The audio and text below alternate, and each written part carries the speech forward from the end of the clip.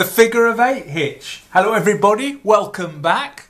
And this is where we are today. Today's little exercise is we are going to do the figure of 8 hitch, and this is what Ashley says about the figure of 8 hitch.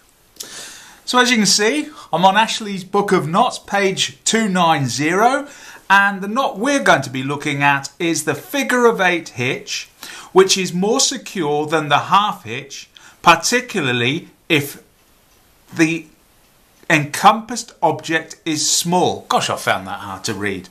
And then what we're going to do is we're going to look at the slipped hitch as well, which is 1667, and the above knot slipped was formerly tied in wicks and used for candle dipping. Anyway, having played around with this hitch for a bit, I have found it to be, it's a fairly secure hitch.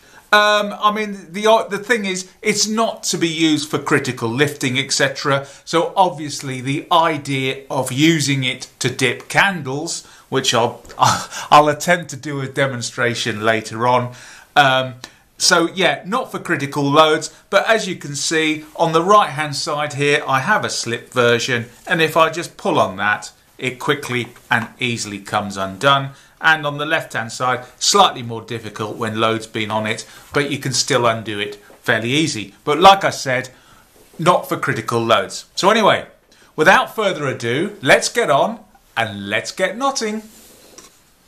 Right, so let's go ahead and tie this. And to tie this is really simple. And what I'm doing now is so the green end is my working end. I'm passing the green end around my stanchion. And then once I've passed it around my stanchion, I pass the working end underneath the standing end. And then when I do this, I bring it over the standing end this time and just bring it back up and tuck it underneath that turn going around our stanchion, and then pull up nice and tight. And then as I pull up on that, that is nice and tight. And to be honest, that particular knot isn't going anywhere, but the problem is that with regards to this knot, if things are allowed to jiggle about a bit, you can see here, not a very scientific test, but it quite easily does come free. One thing I've also found with this as well is if you really swing off it, that it can sometimes, it can jam up and cause it to be difficult to undo, and that's probably where the slip version comes in.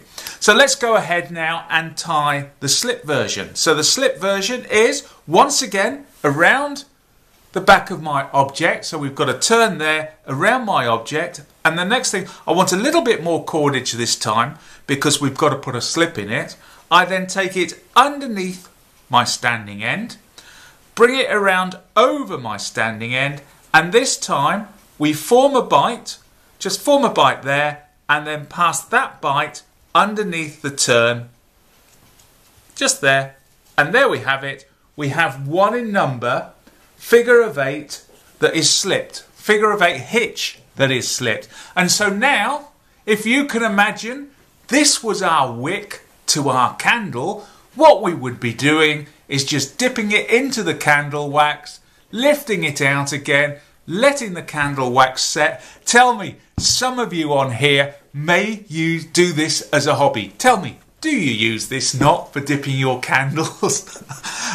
So anyway, yeah, so that's the whole idea. You dip it in your candles, bring it back up, and gradually your layers of wax form like that on the outside, and that's how you end up with a candle on there. And that's also why you see them with a taper, because you don't always dip into the same length. And so you're just constantly dipping. Then when you've dipped your candle, what you do is you get hold of the slip knot, undo it, and you can see fairly easy to undo, and you've now made 1 in number candle. I'm sure the process is more complex than that. So anyway, once again, thanks very much for watching. See you again next time, and please do leave me a comment down below if you've got anything to do with making candles, etc. Always love to hear these stories. Take care then. Bye bye.